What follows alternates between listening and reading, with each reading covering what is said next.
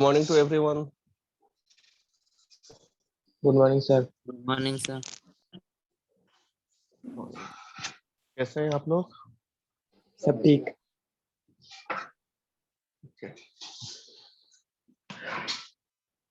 ये चैप्टर समझ में आ रहा है या नहीं आ रहा?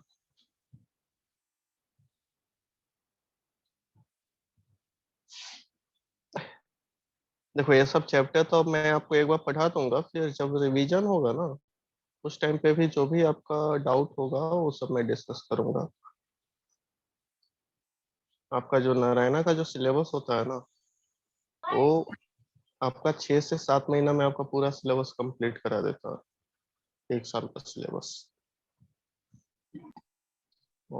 आपको भी अपना उतना ही पेस बना के चलना होगा, मतलब ज्यादा स्पीड आपको मेंटेन करना होगा।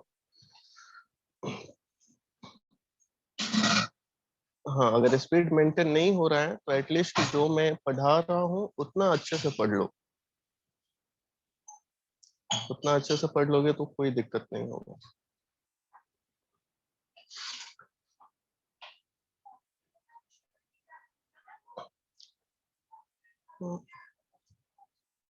वेट,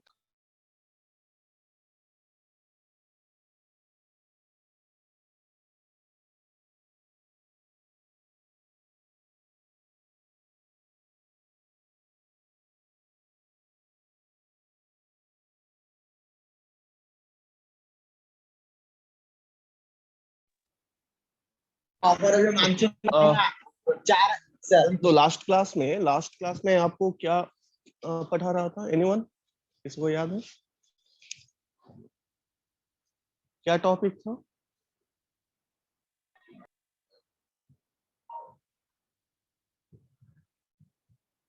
एनीवन, किसी को याद है?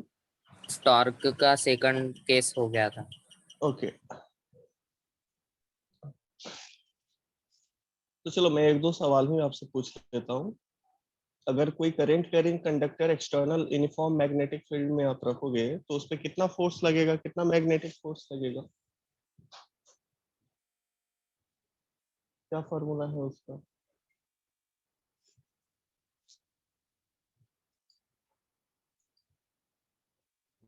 Anyone?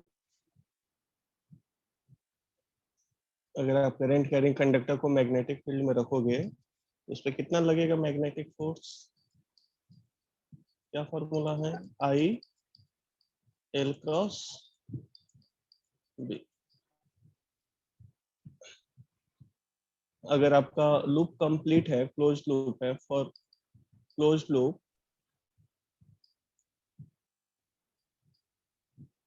Carrying current I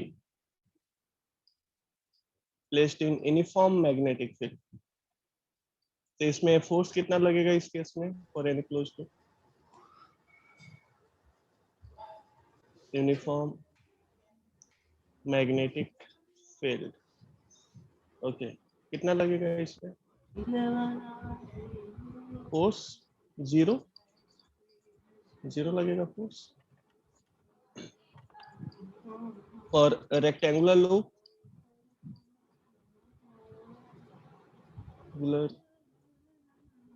loop carrying current I placed in uniform magnetic field, इसके लिए भी नेट फोर्स क्या लगेगा? इसके लिए भी net force, net magnetic force zero होगा, लेकिन नेट टॉर्क जीरो होगा या नहीं होगा इसमें? Net torque non zero. Non zero. उसका क्या फॉर्मूला हो जाएगा? N I A B sin theta. Here what is n? N is number of turns. What is a? A is area. What is b? B is uniform magnetic field. Theta किसके किसके बीच का angle है?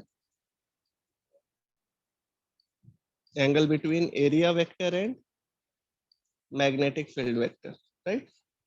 तो information आपके पास होना चाहिए, ठीक है, आप इसका स्क्रीनशॉट नहीं लो, बस ऐसे ही मैं आपको रिवाइज करा रहा हूँ। तो आज के क्लास में हम लोग नया टॉपिक पढ़ेंगे।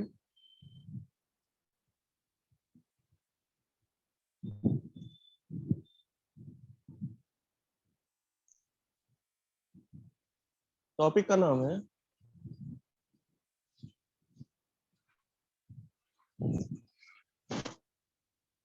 मोशन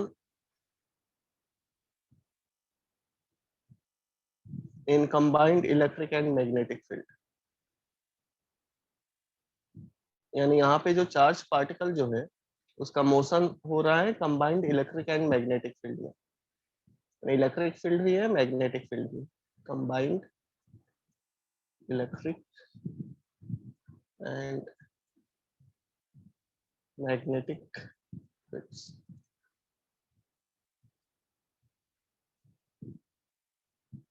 ओके, देखना इसमें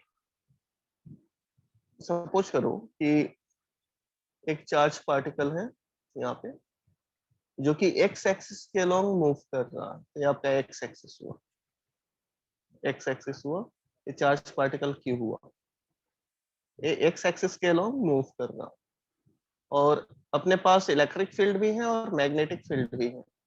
तो जो इलेक्ट्रिक फील्ड है वो वाई एक्सिस के अलोंग है, ये वाई एक्सिस है, ये वाई एक्सिस के अलोंग है, और जो मैग्नेटिक फील्ड है वो जेड एक्सिस के अलोंग है, राइट। देखना वाई एक्सिस के अलोंग कौन सा फील्ड, इलेक्ट्रिक फील्ड, और जेड एक्सिस के अलोंग मैग्नेटिक फील्ड,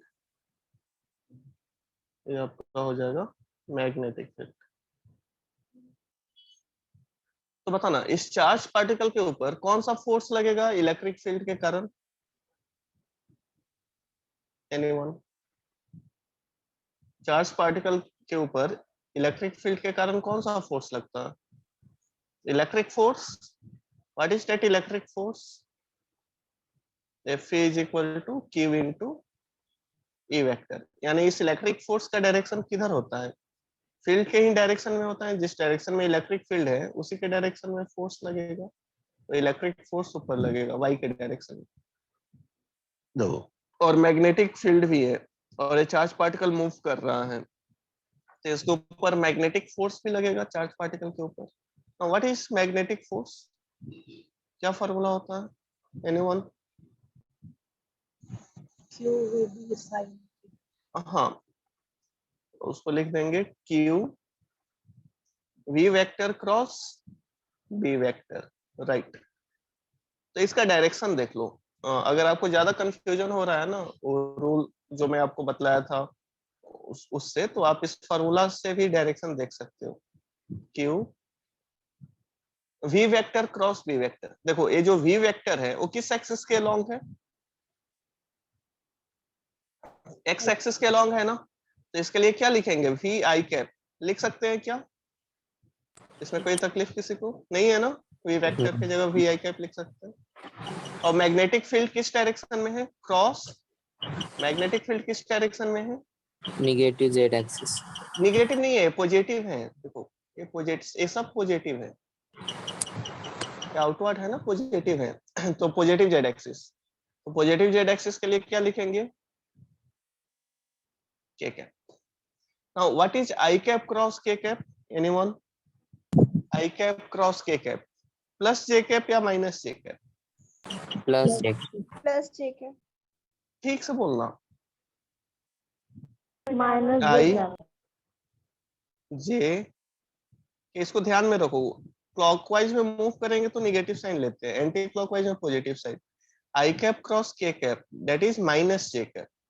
अगर यही आप आई कैप क्रॉस जे कैप यहाँ पे लिखते, आई कैप क्रॉस जे कैप, आई कैप क्रॉस जे कैप एंटी क्लॉकवाइज डायरेक्शन है, तो इसका होता के कैप। लेकिन जब आई कैप क्रॉस के कैप करेंगे तो नेगेटिव साइन के साथ इसको लिखेंगे, माइनस जे कैप।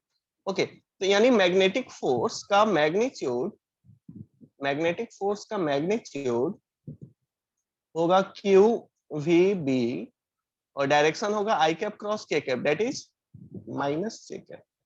यानी किस डायरेक्शन में मैग्नेटिक फोर्स लगेगा, किस डायरेक्शन में लगेगा magnetic force, negative Y axis के along, right.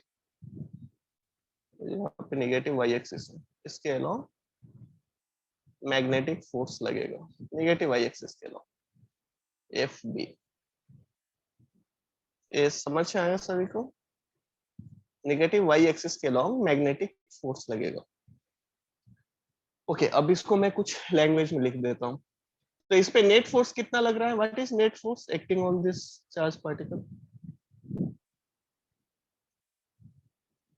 What is net force,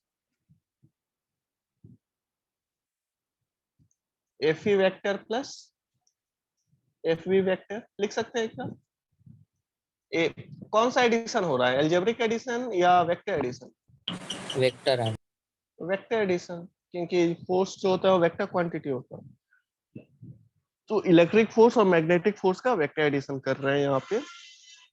तो नेट फोर्स यहाँ पे हो जाएगा, इलेक्ट्रिक फोर्स आपको पता है Q E vector, E vector. तो ई वेक्टर की जगह आप क्या लिख सकते हो, ई, देखो ये जो ई वेक्टर है आपका वाई एक्सिस के डायरेक्शन में है ना इलेक्ट्रिक फील्ड, तो ई वेक्टर की जगह क्या लिख सकते हैं, जे कैप लिख सकते हैं क्या। और जो आपका मैग्नेटिक फोर्स है इसके लिए plus Q V B minus J cap लिख सकते हैं। What is this net force, it is Q E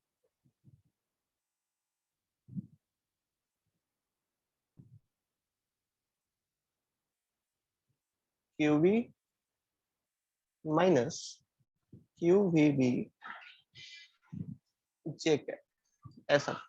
okay, आप यहाँ से क्यू भी कॉमन ले सकते हो।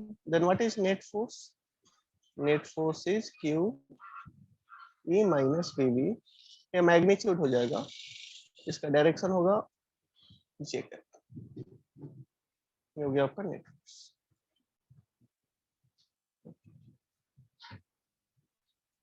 बोलना यहाँ तक समझ में आया, तो इसको मैं लैंग्वेज में लिख देता हूँ।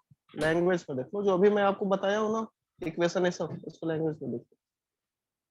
Consider a charge Q, consider a charge Q moving with velocity v,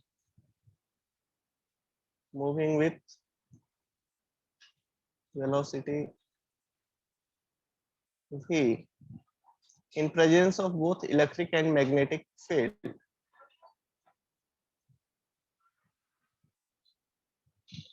of both electric and magnetic field, experience of force,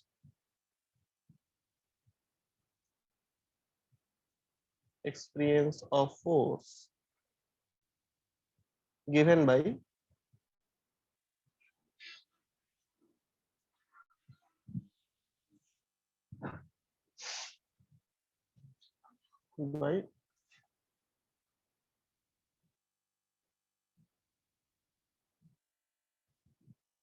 ये आपका सपोज करो फर्स्ट इक्वेशन है,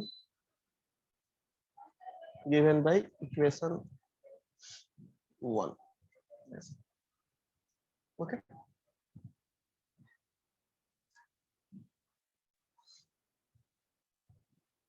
ठीक है। तो यहाँ पे इलेक्ट्रिक फील्ड और मैग्नेटिक फील्ड ये दोनों परपेंडिकुलर टू ईच अदर हैं या कुछ एंगल पे हैं, मतलब एंगल 90 डिग्री है या एंगल 90 डिग्री से कुछ अलग है। यहाँ पे इलेक्ट्रिक फील्ड वाई एक्सिस के along, magnetic field Z axis के अलोंग। तो वाई और जेड ये दोनों परपेंडिकुलर होते हैं ना, ये दोनों परपेंडिकुलर होते हैं। तो here E and B vector are perpendicular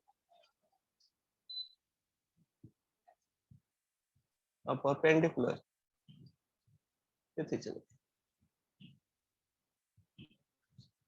okay,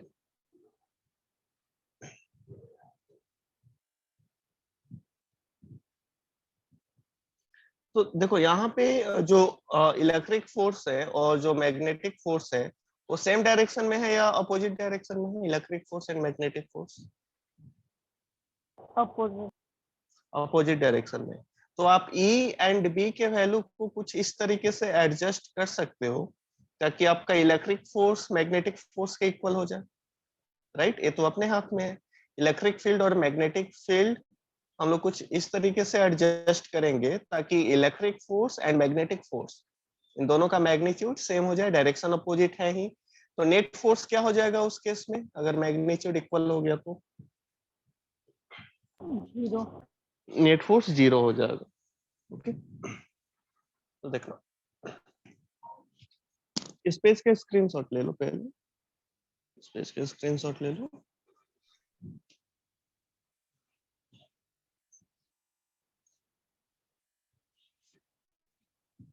ले लिए? Okay,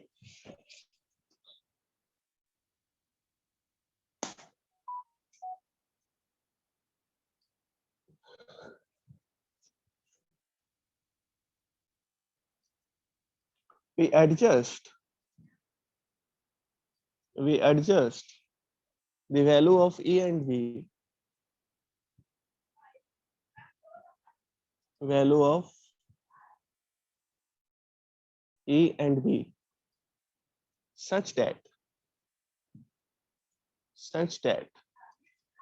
magnitude of the two forces, magnitude of the two forces are equal. Then what is total force on the charge?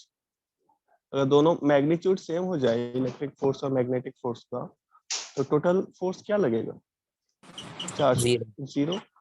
Then total force on the charge is zero, and the charge will move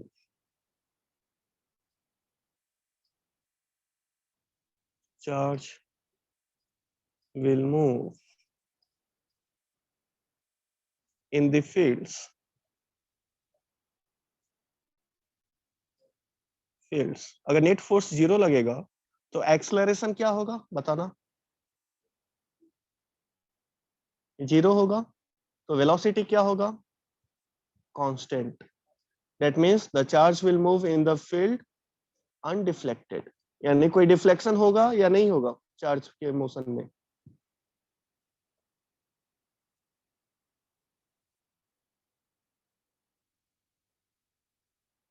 बोलना। जैसे charge particle, यहाँ पे जो charge particle Q है वो positive x के direction में इसको प्रोजेक्ट किया गया है और मैं कह रहा हूँ कि इस पे नेट फोर्स जीरो लग रहा है, तो इसका पाथ चेंज करेगा या नहीं करेगा? इसका पाथ, ग्रेविटी नेग्लेक्टेड है। हाँ, ग्रेविटी नेग्लेक्टेड है, ऐसा नहीं कि ग्रेविटी को हम लोग नेग्लेक्ट कर रहे हैं।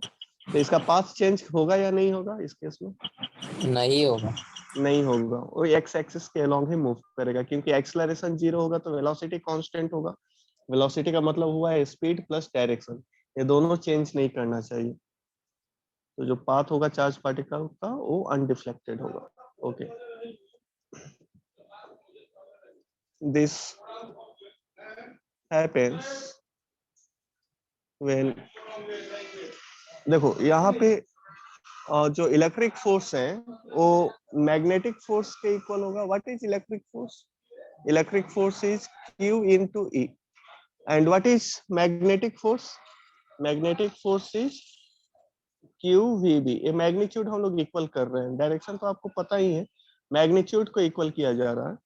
तो QV का वैल्यू यहाँ पे QVB के इक्वल है, तो यहाँ पे Q को कैंसल करो। Then what is V?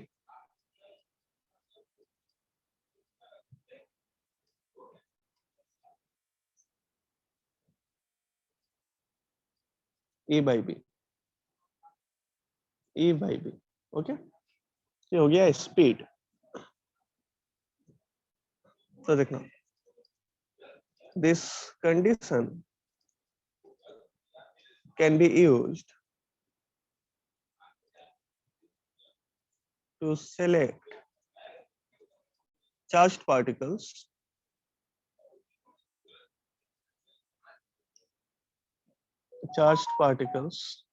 of a particular velocity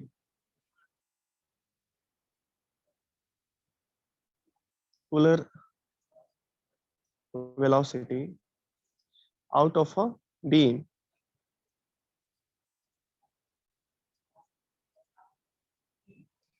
containing charges moving with different speed.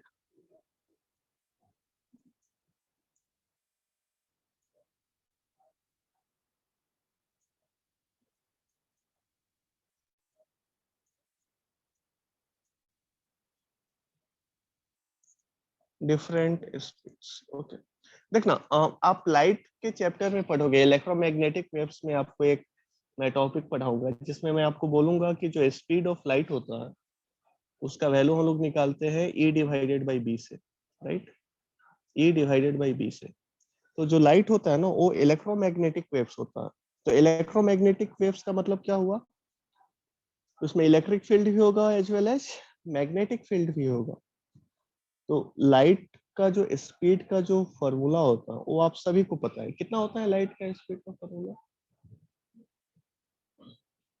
3 into 10 to the power of 8 metre पर सेकेंड इन वैक्यूम तो ये जो आपका रिजल्ट आया है 3 into 10 to the power of 8 metre पर second in vacuum वो इसी फॉर्मूला से आता है जो आप इलेक्ट्रोमैग्नेटिक वेव्स के चैप्टर में पढ़ोगे अभी केवल ये समझ लो कि अगर चार्ज पार्टिकल मूव कर रहा है in combined electric and magnetic field और चार्ज पार्टिकल अनडिफ्लेक्टेड है यानी चार्ज पार्टिकल के पाथ में कोई डिफ्लेक्शन नहीं हो रहा है तो इससे आप क्या समझोगे कि चार्ज पार्टिकल पे नेट फोर्स कितना लग रहा है चार्ज पार्टिकल के ऊपर 0 हाँ और चार्ज पार्टिकल का स्पीड क्या है what is the speed of charge particle उस केस के लिए अनडिफ्लेक्टेड अगर है तो अनडिफ्लेक्टेड के लिए स्पीड क्या होना चाहिए चार्ज पार्टिकल का E divided by B okay इसी को बोलते हैं हम लोग velocity selector we call it velocity selector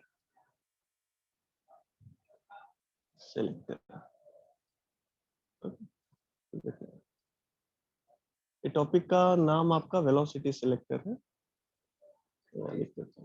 velocity selector okay तो आप स्क्रीनशॉट ले लो स्क्रीनशॉट ले लो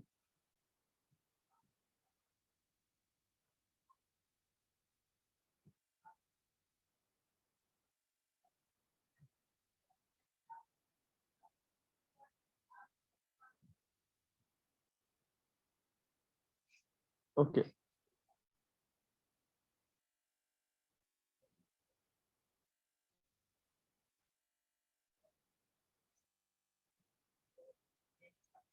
ले लिए यस सर ये आपका टॉपिक कंप्लीट हुआ नेक्स्ट टॉपिक देखो ये बहुत ही इंपॉर्टेंट टॉपिक है Biot सबराट law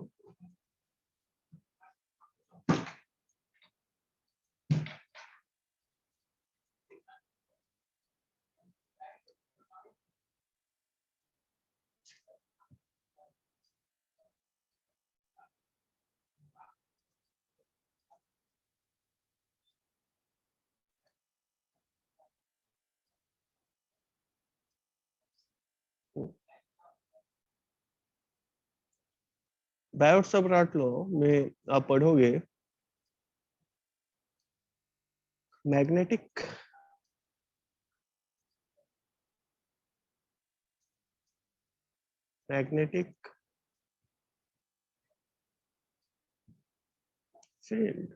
field due to a current element okay ये तो एक करंट एलिमेंट होता क्या है उसको पहले देख लेते हैं magnetic field due to a current element suppose करो अपने पास एक ये वायर है, सपोज करो ये कुछ ऐसा अपने पास वायर है और इसमें करंट आई है, इसमें करंट आई है, इस वायर में करंट आई फ्लो कर रहा है। तो आप इस वायर का स्मॉल सेगमेंट कंसिडर करो, इस वायर का small portion, small segment consider करो जिसका लेंथ है dl, dl। तो जो आईडीएल होता है ना, this IDL is called current element. इसी को हम लोग क्या बोलते हैं, करंट एलिमेंट बोलते हैं। ओके, तो देखना यहाँ पे आपको सपोज करो कि एक सर्टेन पॉइंट पे मैग्नेटिक फील्ड निकालना है, जैसे पॉइंट हुआ P। अब इस पॉइंट पे मैग्नेटिक फील्ड का वैल्यू क्या होगा उसको आपको फाइंड आउट करना है। तो इसके डायरेक्शन को तो आप बता सकते हो, डायरेक्शन क्या होगा, एनीवन, डायरेक्शन क्या होगा इसका, क्रॉस या डॉट। आप राइट हैंड रूल का यूज करो, राइट हैंड रूल का यूज करो, थंब के डायरेक्शन में करंट को रखो और अपने फिंगर को रोटेट करो। तो जब आप अपने फिंगर को रोटेट करोगे राइट साइड में, तो आपका फिंगर स्क्रीन को, मोबाइल के स्क्रीन को आपका हिट कर रहा है, इनवर्ड जा रहा है या आउट जा रहा है, एनीवन, इनवर्ड, इनवर्ड जा रहा है, यानी क्रॉस होगा या डॉट होगा, क्रॉस, क्रॉस होगा। अगर यही पॉइंट में लेफ्ट साइड लिया रहता तो क्रॉस होता या डॉट होता, डॉट। डॉट होता। तो आपको डायरेक्शन पता है, इस पॉइंट पी पे जो डायरेक्शन होगा मैग्नेटिक फील्ड का वो आपका क्रॉस होगा, एक क्रॉस होगा, राइट, एक क्रॉस होगा।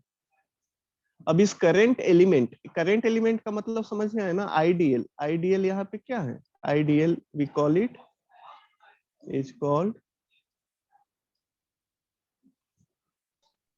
Current element. ओके, तो आईडीएल आपका करंट एलिमेंट है। तो देखना इस करंट एलिमेंट के कारण जो मैग्नेटिक फील्ड होगा वो स्मॉल होगा या लार्ज होगा, स्मॉल मैग्नेटिक फील्ड ही होगा इसके कारण, राइट। इस करंट एलिमेंट के कारण स्मॉल पोर्शन है ना वायर का, तो इसके कारण स्मॉल मैग्नेटिक फील्ड होगा। तो इस स्मॉल मैग्नेटिक फील्ड को आप डीबी लिख दो, जिसका डायरेक्शन आपको पता है जो कि इनवर्ड है। ओके, तो जो ये डीबी होता है वो किस किस फैक्टर पे डिपेंड करता है उसको हमें देखना है। तो that dB depends on current element, इसका जो पोजीशन वेक्टर है, जो आर वेक्टर है, इसके ऊपर भी डिपेंड करता है, पोजीशन वेक्टर के ऊपर, करंट एलिमेंट के ऊपर डिपेंड करता है, राइट। और एंगल पे भी डिपेंड करता है, किसके किसके बीच का एंगल। तो देखना आप क्या करोगे, ये जो करंट एलिमेंट है यहाँ पे आप एक टेंजेंट को ड्रॉ करोगे, यहाँ पे आप एक टेंजेंट को ड्रॉ करोगे, ये आपका टेंजेंट हो गया, दिस इज योर टेंजेंट। देखो ये आपका टेंजेंट हुआ, ये एंगल ले लो यहाँ पे थीटा, थीटा। तो ये एंगल पे भी ये डिपेंड करता है, राइट।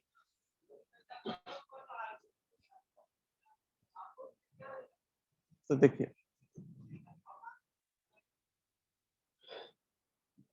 इसमें कुछ मैं आपको लाइन लिखा देता हूँ।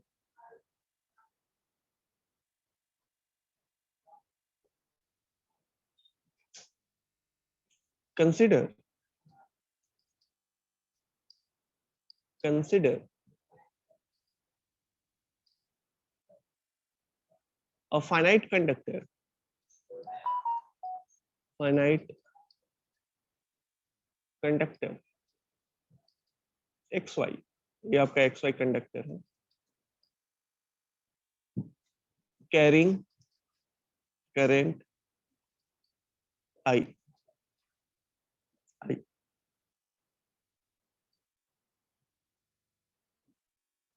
consider an infinitesimal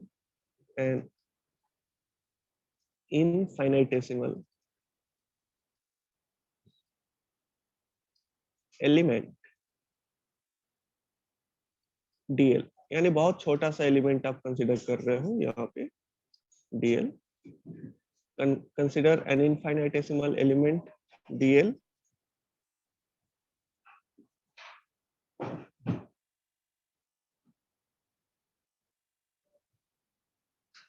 of the conductor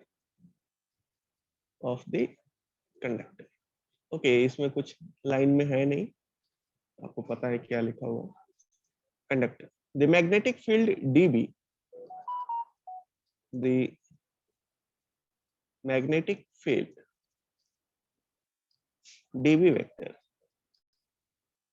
due to this element, due to this element, due to this element is to be determined. ये अपना टारगेट है, determined at a point P, at a point P which is at a distance small r, which is at a distance small r, which is at a distance small r from it, let theta, इसमें क्या है, theta किसके किसके बीच का angle है, be the angle between dl vector, between dl vector and the displacement vector, and the displacement vector जो कि आपका r वेक्टर है, displacement vector r vector. dl vector, देखो जो dl वेक्टर है इसका जो डायरेक्शन होगा वो टेंजेंट के लॉन्ग होगा. लेंथ आपका स्केलर क्वांटिटी होता है या वेक्टर क्वांटिटी होता है, लेंथ डेफिनेटली स्केलर क्वांटिटी होता है, लेकिन अगर मैं लेंथ वेक्टर बोलता हूँ that means it's a vector quantity. तो लेंथ वेक्टर का डायरेक्शन आप टेंजेंट के लॉन्ग देखोगे, यहाँ पे टेंजेंट आप ड्रॉ करोगे और इसका जो एंगल है ये पोजीशन वेक्टर के साथ वो थीटा है. तो थीटा भी the angle between DL vector and displacement vector R vector. Okay, according to Biot-Savart law,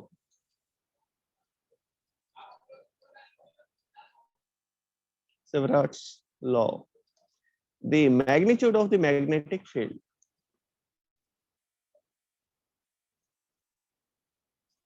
of the magnetic field, the magnitude of the magnetic field dv vector is proportional to the current I, proportional to the current I. इसका meaning समझ आया? The magnitude of the magnetic field DV vector is proportional to the current I, यानी जितना ज्यादा current होगा उतना ही ज्यादा magnitude होगा मैग्नेटिक फील्ड का पॉइंट पी पे, is proportional to current I. The element length DL vector, main length यहाँ पे मॉड के साथ मैं लिख रहा हूँ, यानी मैग्नीट्यूड आपको लेना है इसका केवल DL, and inversely proportional to, and inversely proportional to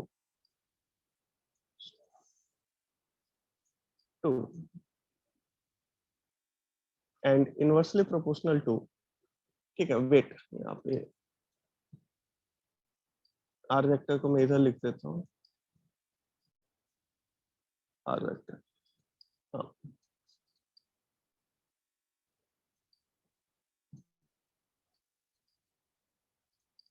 और ये लाइन इंपॉर्टेंट है, एंड इनवर्सली प्रोपोर्शनल टू. आप इसका स्क्रीनशॉट ले लो.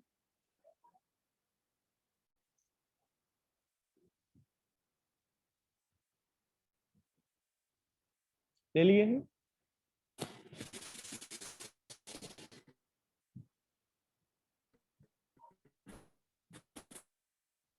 Okay, and inversely proportional to the square of the distance are the square of the distance are. It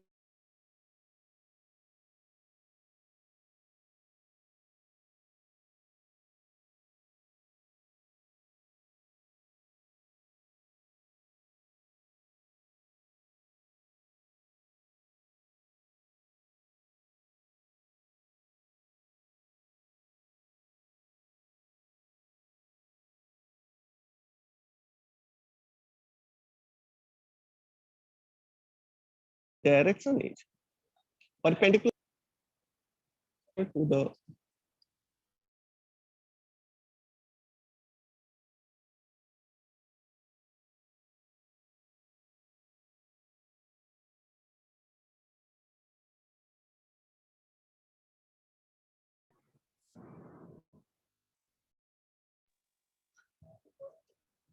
आप सभी ने screenshot लिया था क्या लास्ट पेज का जो मैं लिखा था? Yes sir. ओके, तो चलो एक दो लाइन ही मैं लिखा था, उसको अभी मैं लिख देता हूँ। Proportional to the square of the distance of distance or its direction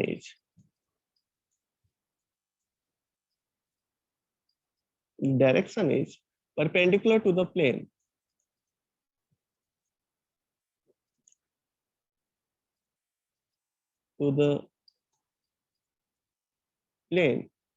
containing dl vector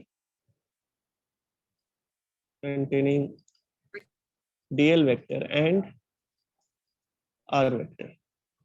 देखो, तो जो आपका मैग्नेटिक फील्ड मैं आपको बताया था, ये आपका करंट एलिमेंट है एक्स वाई, और यहाँ पे करंट एलिमेंट हमने लिया था ये वाला, इसका करंट आई ले लो, और इसका लेंथ क्या लिया था एलिमेंट का, डीएल।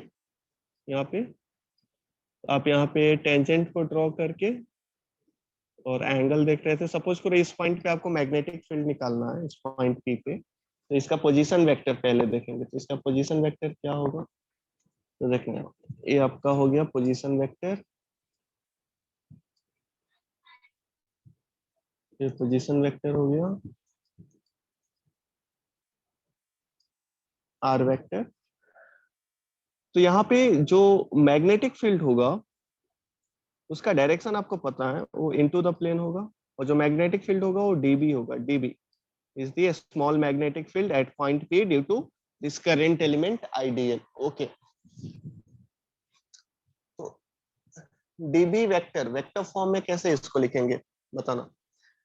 तो मैं आपको क्या बोला कि जो यहाँ पे स्मॉल मैग्नेटिक फील्ड है वो किस किस फैक्टर पे डिपेंड करता है, आई पे, करंट एलिमेंट पे, पोजीशन वेक्टर पे, राइट। तो वेक्टर नोटेशन में आप कुछ इस तरीके से लिखोगे, इन vector notation dv vector is directly proportional to IDL। देखो IDL को आप करंट एलिमेंट बोलते हो, तो IDL, तो यहाँ पे वेक्टर लगाएंगे, IDL vector cross R vector divided by RQ। तो आप इसलिए लिखे हो कि जो डायरेक्शन होता है डीवी वेक्टर का वो perpendicular to the plane containing DL vector and R vector, यानी DL vector and R vector जिस प्लेन में है उस प्लेन के परपेंडिकुलर डायरेक्शन में डीवी वेक्टर होता है। तो मैं आपको बता ही दिया हूँ कि डायरेक्शन क्या होगा, इसमें इनटू द प्लेन है। Into the plane means it is perpendicular to the plane and inside the plane, तो इसको आप सिंपली बोल देते हो इनटू द प्लेन। तो डेफिनेटली ये जो डायरेक्शन है क्रॉस, वो आर वेक्टर और डीएल वेक्टर के परपेंडिकुलर है। तो आप जब यहाँ पे प्रोपोर्शनल साइन हटाओगे तो आपको एक कांस्टेंट मिलेगा, कांस्टेंट को बोलते हैं mu not upon 4 pi, mu not upon 4 pi I dl vector cross r vector divided bye r cube. Okay, here mu naught upon 4 pi is a constant of proportionality. The constant of proportionality.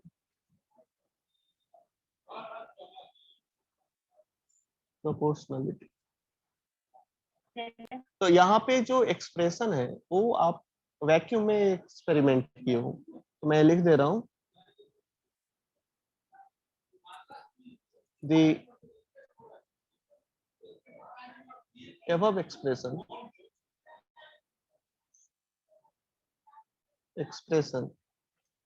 holds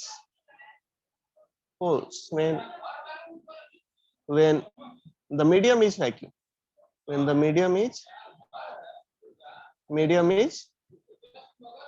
vacuum.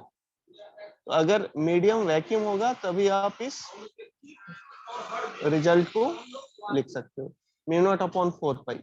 Okay, ideal cross R vector divided by R cube.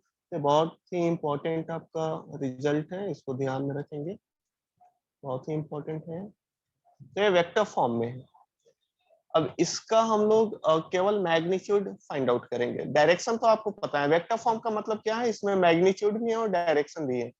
अगर केवल आपसे पूछा जाए magnitude क्या है, what is the magnitude of this magnetic field, इसका magnitude कैसे हम लोग लिखेंगे, देखना.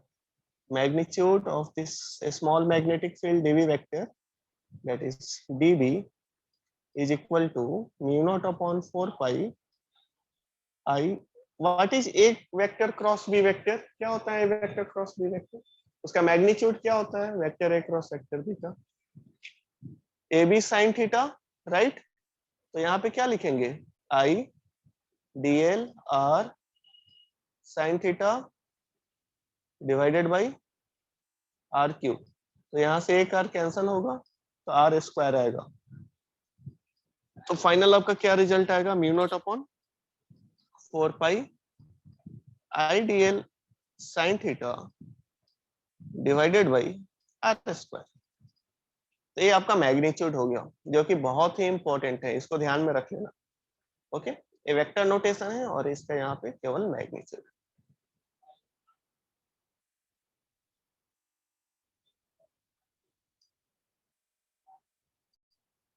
ओके, स्क्रीनशॉट ले चुके हो क्या? Yes sir. ठीक है.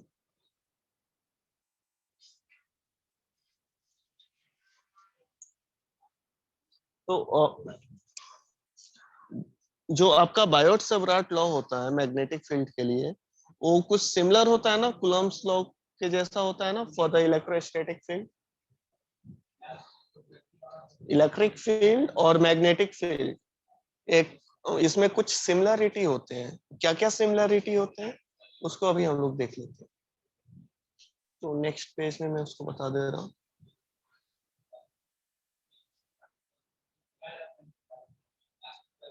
There are some similarities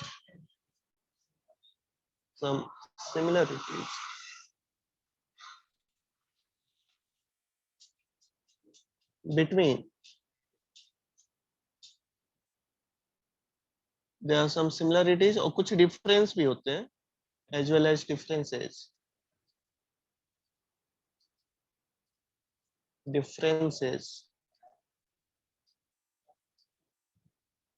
with the Coulomb's law, with the Coulomb's law for the electrostatic field. Static field. Some of these are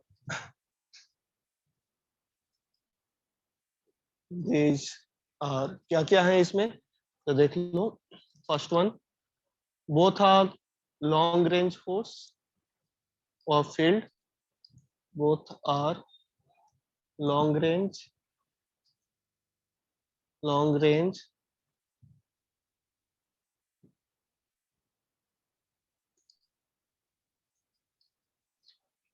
electric field और मैग्नेटिक फील्ड, ये दोनों इनवर्स स्क्वायर लॉ को ओबे करते हैं। दोनों में आर स्क्वायर होता है ना नीचे।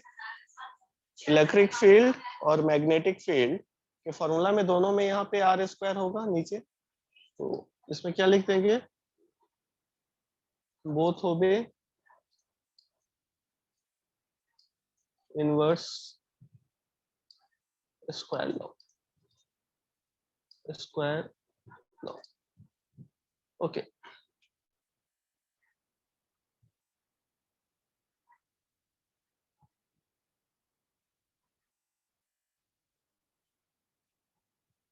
देखो यहाँ पे जो इलेक्ट्रिक फील्ड होता है वो उसका सोर्स होता है स्केलर।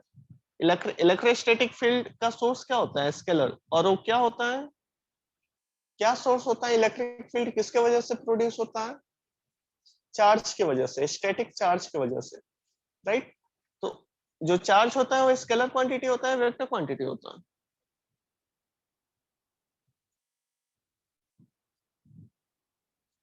वो स्केलर क्वांटिटी होता है। तो electrostatic field is produced by a scalar source, a scalar source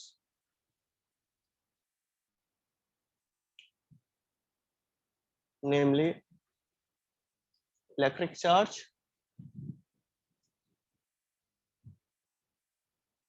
the magnetic field is produced by a vector source।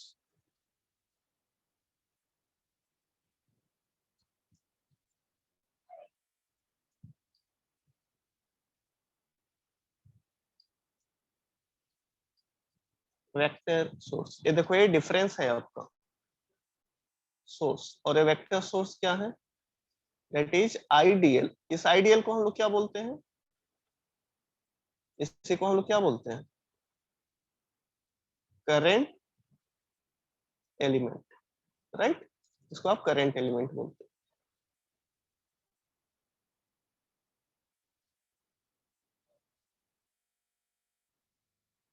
Okay, तो कुछ सिमिलरिटीज है, कुछ डिसिमिलरिटीज हैं, राइट। तो देखना फोर्थ वन में there is an angle dependence in the Biot-Savart law,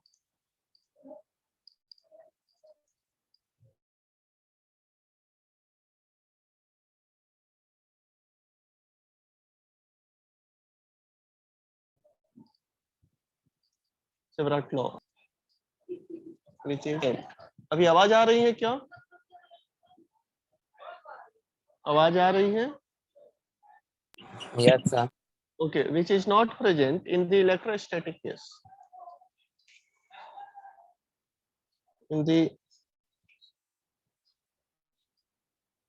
electrostatic case।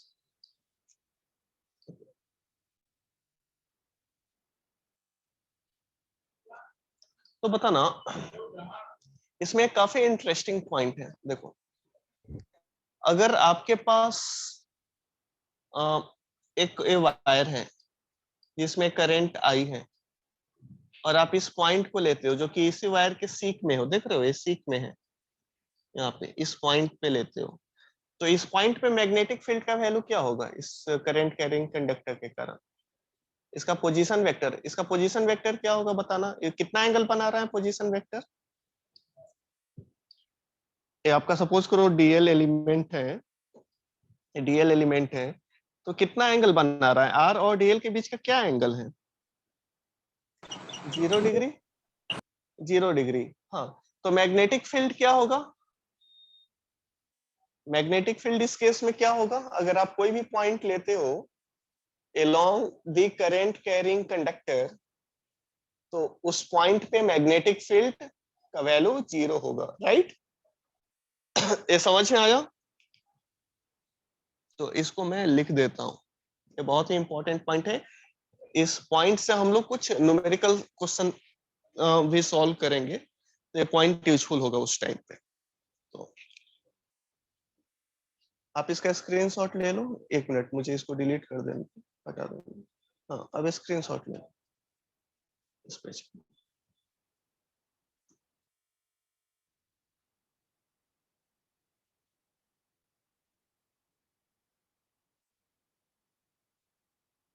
Okay,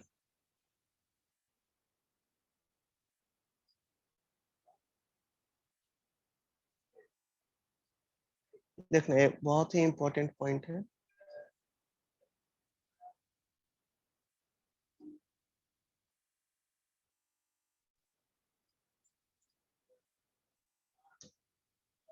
The magnetic field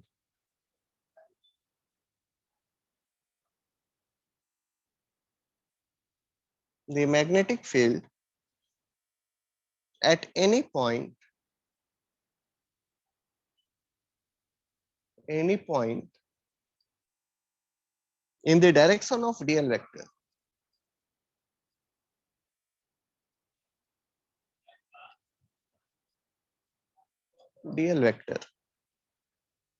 is 0। अब ये 0 क्यों होता है, उसका क्या कारण है? तो इस लाइन के अलोंग थीटा का वैल्यू क्या होता है? along this line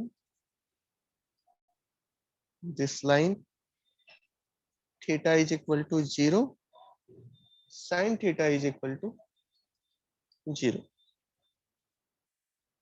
and hence magnitude of dv vector is equal to 0। देखना, मैं एग्जांपल इस पे दे देता हूँ। सपोज करो ये आपका वायर है, करंट आई है, आप एक यहाँ पे पॉइंट P1 लिए, एक यहाँ पे पॉइंट P2 ले लो, या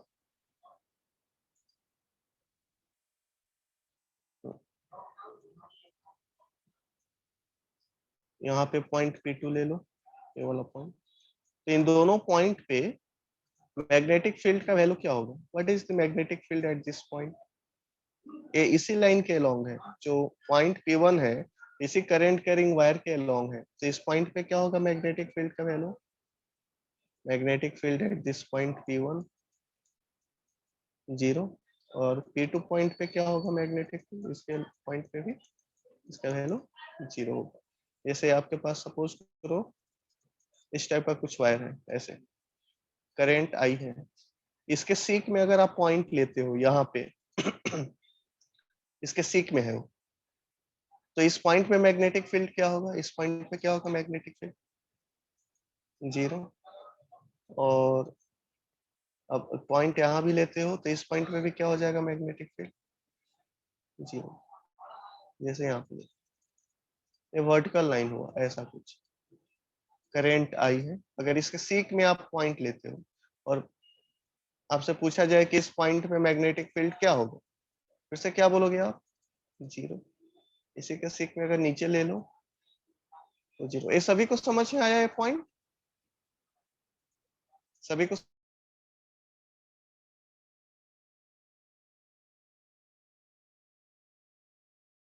समझ में आया? ऐसा क्यों होता है? क्योंकि थीटा में आपको वैल्यू बताया हूं मैग्नेटिक फील्ड का, उसमें साइन थीटा है, तो अगर साइन थीटा 0 है तो magnitude of magnetic field will be equal to 0।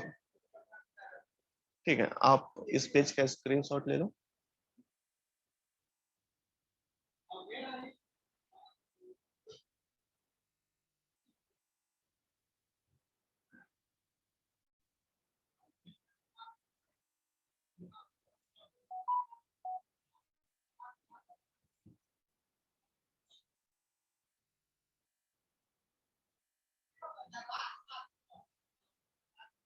Okay, ले लिए क्या screenshot? Yes, sir.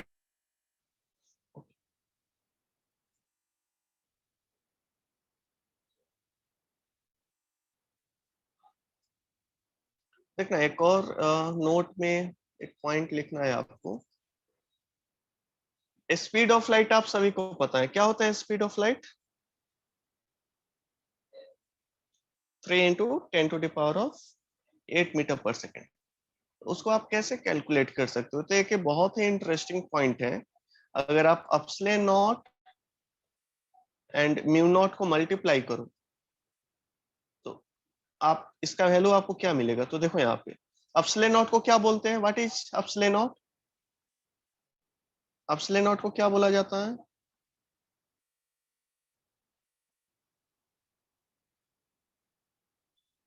The permittivity of free space. Epsilon naught को क्या बोलते हैं, permittivity of free space. Mu naught को क्या बोलते हैं, permeability of free space. Okay, एक है परमिटिविटी और एक है परमिएबिलिटी। तो अगर आप इन दोनों का प्रोडक्ट लो और इनको थोड़ा मॉडिफाई करो, 4 पाई epsilon not into mu not divided by 4 पाई। देखो 4 पाई कैंसिल करेंगे, स्टिल हमारे पास क्या है, epsilon not into mu not, कोई चेंज नहीं है। लेकिन आपको पता है कि 1/4 पाई एप्सिलॉन नॉट का value we know, or 1/4 pi epsilon naught is equal to 9 into 10 to the power of 9. Then what is 4 pi epsilon naught? 4 pi epsilon naught value is 1 divided by 9 into 10 to the power of 9. Okay. तो क्या होगा value यहाँ पे, 4 pi epsilon naught का value 1 divided by 9 into 10 to the power of 9 into mu not upon 4 पाई। देखो जो mu not upon 4 पाई का value होता है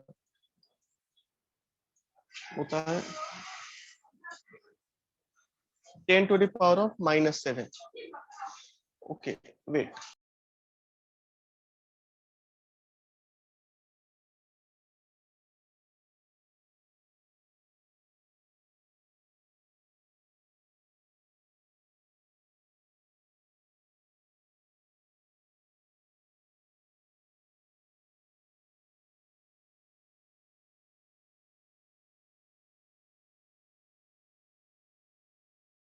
देखना है यहाँ पे, और म्यू नॉट अपॉन 4 पाई का जो वैल्यू होता है वो 10 टू द पावर ऑफ -7 होता है। तो अगर आप इस दो वैल्यू को यहाँ सब्स्टिट्यूट करो 10 टू द पावर ऑफ -7, तो वैल्यू आएगा आपका 1 डिवाइडेड बाई 9। हाँ, इसको नीचे अगर आप रखते हो 10 टू द पावर ऑफ -7 को डिनोमिनेटर में लेके आते हो तो 10 टू द पावर ऑफ +7 होगा। तो 10 टू द पावर ऑफ 9 और यहाँ पे 10 to the power of +7, that is 10 to the power of 2, right. 10 to the power of 2, नहीं ये +7 है ना, तो 9 + 7 कितना हो जाएगा, वेट गलत लिखते हैं, 9 + 7 कितना होगा 16। ओके, तो आप क्या इसको लिख सकते हो 1/3 into 10 to the power of 8 whole square, लिख सकते हैं क्या, इसका स्क्वायर ही है ना ये, 9 into 10 to the power of 16, और 3 into 10 to the power of 8 है क्या, c का स्पीड है, मतलब स्पीड ऑफ लाइट है, c²। ओके, तो आप यहां से क्या कंक्लूड कर सकते हो, यहां से आप क्या कंक्लूड कर सकते हो, that 1/c² is equal to epsilon naught into mu naught. Then what is c²? It is 1/mu naught into epsilon naught. Then what is c? It is 1/√mu naught into epsilon naught. This is speed of light. Okay. तो इनका यहाँ पे epsilon naught क्या है, here epsilon naught is permittivity of free space. And what is mu naught? Mu naught is permeability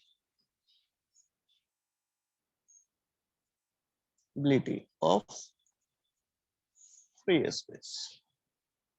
What is c? C is the speed of light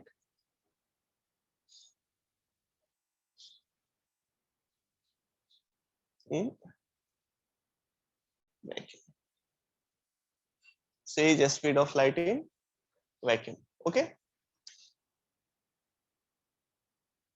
तो यहां से सी का वैल्यू आता है जो आप जानते हो 3 इंटू 10⁸ मीटर पर सेकेंड। यहां से सी का वैल्यू क्या आएगा 3 इंटू 10⁸ मीटर पर सेकेंड इन वैक्यूम। ये वैक्यूम में है। जो भी डेरिवेशन हम लोग किए हैं सब वैक्यूम में। ओके, तो आप इस पेज का स्क्रीनशॉट ले लो। सर इसके पहले की भी स्लाइड दिखाओ।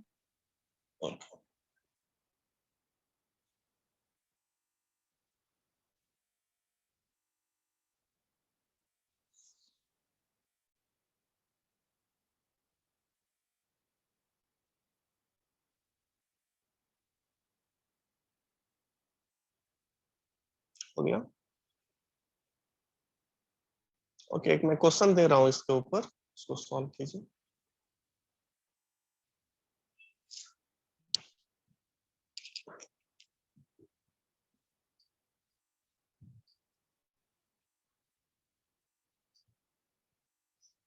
क्वेश्चन है आपका,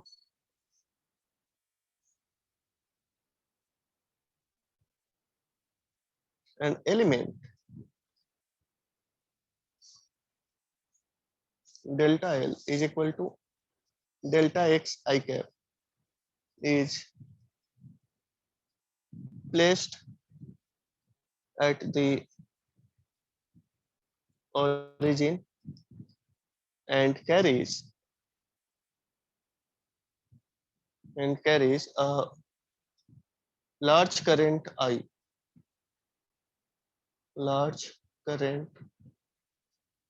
I, which is equal to 10 ampere. What is the magnetic field? What is the NCERT kind of question है? Magnetic field on the y-axis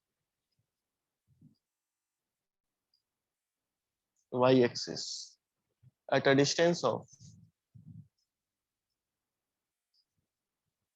0.5 meter.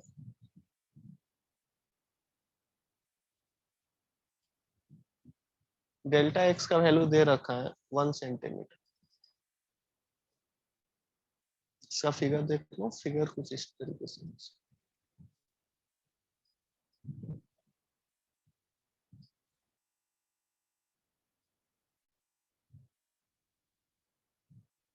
Okay, देख लो, एक करंट एलिमेंट है, यहाँ पे करंट का डायरेक्शन कुछ इस तरीके से दे रखा है। ये आपका है delta X, this is X axis, this is Y axis. आपको मैग्नेटिक फील्ड निकालना है इस पॉइंट पे, पी पॉइंट पे, जो कि कितना डिस्टेंस पे है इस करंट एलिमेंट से, क्या है इसका 0.5 मीटर। तो आप निकाल दोगे क्या, यहाँ पे बोलो डायरेक्शन क्या हो जाएगा, मैग्नेटिक फील्ड का डायरेक्शन क्या हो जाएगा, एनीवन? डॉट या क्रॉस, देखना तो। इनटू द प्लेन होगा या आउट ऑफ द प्लेन होगा? Out of the plane. Out of the plane, out of the plane होगा, यानी पॉजिटिव जेड एक्सिस या negative Z axis? Positive Z. Positive Z axis, वहां से डायरेक्ट आपको के कैप लिख सकते हैं और मैग्नीट्यूड निकाल देंगे। यहाँ पे मैग्नीट्यूड क्या हो जाएगा, करंट एलिमेंट के दे रखा है ना, स्मॉल मैग्नेटिक फील्ड होगा। इसका फॉर्मूला आपको पता ही है मैग्नीट्यूड निकालने का, mu not upon 4 pi I D L. यहाँ पे एंगल क्या है, पोजीशन वेक्टर, ये आपका देखो, ये आपका पोजीशन वेक्टर है, और ए यहाँ पे टेंजेंट अगर आप ड्रॉ करोगे तो ऐसा ही जाएगा लाइन। यहाँ पे एंगल क्या है, what is this angle, current element से 90 degree, IDL sine theta divided by R square. Values को सब्स्टिट्यूट कर देंगे, म्यू नॉट अपॉन 4 पाई के जगह 10⁻⁻⁷। करंट आपको पता ही है, एडीएल का वैल्यू दे रखा है, तो तो इसमें आई कैप जे कैप से कोई लेना देना ही नहीं है, केवल मैग्नीट्यूड आप देख रहे हो। तो डेल्टा एक्स क्या हो गया 1 सेंटीमीटर, तो 10 to the power of -2 sine 90 sine 90 divided by R square. कितना डिस्टेंस पे है, आर का वैल्यू क्या दे रखा है, डिस्टेंस ऑफ 0.5 मीटर, 0.5 इसका स्क्वायर। तो यहाँ से मैग्नीट्यूड निकल के आ जाएगा, और इसका वैल्यू क्या आएगा बताना, कैलकुलेट करना है। इसका वैल्यू आना चाहिए आपका 4 into 10 to the power of -8 tesla. Vector form में इसको कैसे लिख देंगे, तो मैग्नीट्यूड है ना, वेक्टर फॉर्म में कैसे लिख देंगे, form dv vector is equal to 4 into 10 to the power of -8 tesla. Dot या क्रॉस, इसके लिए आउट ऑफ द प्लेन है, मतलब आपका जो फिंगर है स्क्रीन से बाहर आ रहा है या स्क्रीन के अंदर जा रहा है, राइट हैंड का फिंगर। करंट के डायरेक्शन में थंब को रखो और फिंगर को रोटेट कराओ, पॉइंट भी आपका ऊपर है, तो आपका जो फिंगर है ऊपर जा रहा है या नीचे जा रहा है, फिंगर मतलब आपका आउट ऑफ द प्लेन है या इनटू द प्लेन है, आउट ऑफ द प्लेन है, तो आउट ऑफ द प्लेन के लिए डॉट। डॉट ये सिंबल भी दे सकते हो, इससे भी काम चलेगा, या फिर आप इसको ऐसे भी लिख सकते हो -8 टेस्ला, और डायरेक्शन के लिए के कैप। के कैप क्या इंडिकेट करेगा, along positive Z axis. Okay, तो चलो मैं डायरेक्शन आपको बता देता हूँ कैसे इसमें मैग्नेटिक फील्ड का आप निकालोगे। मैं शायद बताया हूँ डायरेक्शन कैसे निकालते हैं। ओके चलो बता देता हूँ, डिटेल में आपको नहीं बताया। जैसे केवल मैं डायरेक्शन का बात करूंगा यहाँ। स्क्रीनशॉट लेने दो। ओके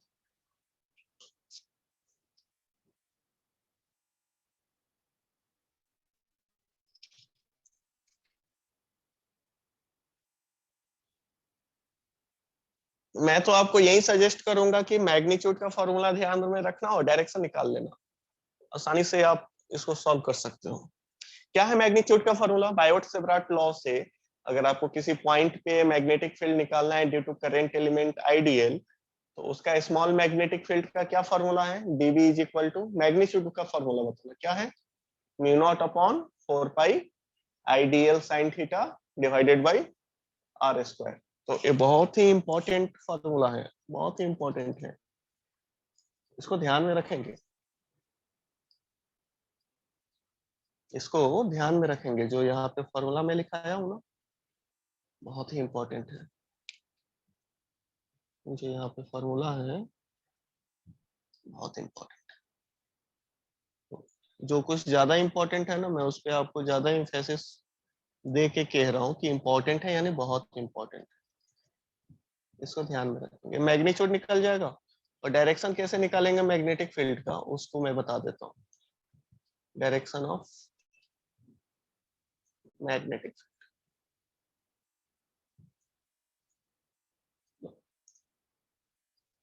राइट हैंड रूल का यूज करना, यूज राइट हैंड रूल,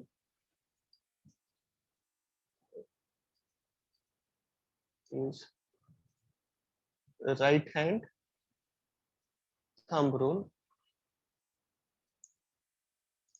हाँ, थंब क्या इंडिकेट करेगा, यह thumb indicates direction of current and curl of finger indicates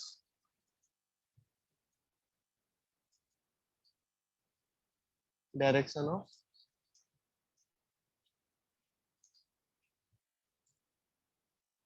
magnetic field.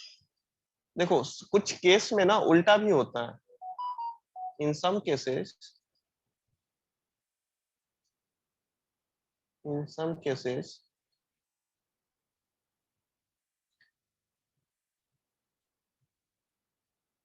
Curl of finger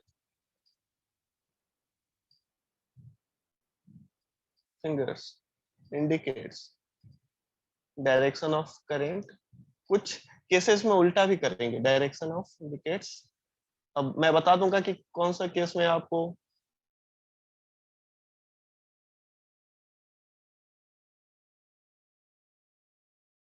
क्या करना है। आप easily identify current and thumb indicates direction of field। देखना एग्जांपल, जैसे आपके पास स्ट्रेट वायर है, कुछ ऐसा करंट इसमें आई है, इसके ऊपर साइड अगर आप कोई पॉइंट लेते हो, कहीं भी ऊपर साइड पॉइंट लेते हो, तो आपका मैग्नेटिक फील्ड डॉट होगा या क्रॉस होगा, बताना। मैग्नेटिक फील्ड आपका डॉट होगा या क्रॉस होगा इसमें पी पॉइंट पे। तो आप करंट के डायरेक्शन में थंब को रखो और अपने फिंगर को देखो, फिंगर आपका स्क्रीन से बाहर आ रहा है या अंदर जा रहा है ऊपर के पॉइंट पे। फिंगर आपकी तरफ आ रहा है ना, हाँ आउटवर्ड मैग्नेटिक फील्ड का डायरेक्शन होगा यहाँ। अगर आप पॉइंट P2 नीचे लिए होते, इस वायर के नीचे लिए हुए रहते, तो मैग्नेटिक फील्ड का डायरेक्शन डॉट होता या क्रॉस होता? क्रॉस। क्रॉस होता। अगर ये डॉट है तो डेफिनेटली नीचे क्या होगा, क्रॉस होगा। तो यहाँ पे क्रॉस होता डायरेक्शन मैग्नेटिक फील्ड का। ओके, जैसे एक फर्स्ट एग्जांपल हुआ है, सेकंड एग्जांपल देख लो। जैसे आपके पास एक कुछ ऐसा वायर है, इसमें करंट आई है, तो इसके राइट साइड, इस वायर के राइट साइड अगर कोई पॉइंट आप लेते हो, तो क्रॉस होगा या डॉट होगा? क्रॉस होगा मैग्नेटिक फील्ड। और लेफ्ट साइड अगर आप कोई पॉइंट लेते हो, मैग्नेटिक फील्ड आपका डॉट हो। ओके, जैसे यहाँ पे एक करंट यहाँ पे है, हाँ बताना। अगर आप दो पॉइंट लेते हो P1 P2, हाँ तो P1 पॉइंट पे जो मैग्नेटिक फील्ड होगा वो डॉट होगा या क्रॉस होगा? यहाँ पे P1 पॉइंट पे क्रॉस। क्रॉस होगा। और P2 पॉइंट पे क्या होगा? डॉट। अगर ऊपर क्रॉस है तो नीचे इस वायर के नीचे डॉट होगा, कोई भी पॉइंट ले लो डॉट होगा। तो इस तरीके से आप आसानी से मैग्नेटिक फील्ड के डायरेक्शन को आइडेंटिफाई कर सकते हो। जैसे जो मैं जो केस लिखाया हूँ, in some cases curl of finger indicates direction of current, इसका मतलब क्या है? जैसे देखो, ये सपोज करो ये सर्कुलर लूप है और इस सर्कुलर लूप में करंट आई फ्लो कर रहा है, तो कंडक्टर जो है वो सर्कुलर है, तो यहाँ पे जो आपका कर्ल ऑफ फिंगर्स होगा वो क्या इंडिकेट करेगा, डायरेक्शन ऑफ करंट या डायरेक्शन ऑफ फील्ड? यहाँ पे फिंगर को घुमाओ अपना, किस डायरेक्शन में घुमाओगे? यहाँ पे क्लॉकवाइज या एंटी क्लॉकवाइज? डायरेक्शन क्या है करंट का? Anti clockwise. क्लॉकवाइज। तो आपका थंब अपवर्ड पॉइंट करेगा या डाउनवर्ड पॉइंट करेगा? अपवर्ड। तो अपवर्ड है तो ये आउट ऑफ द प्लेन है या इनटू द प्लेन है?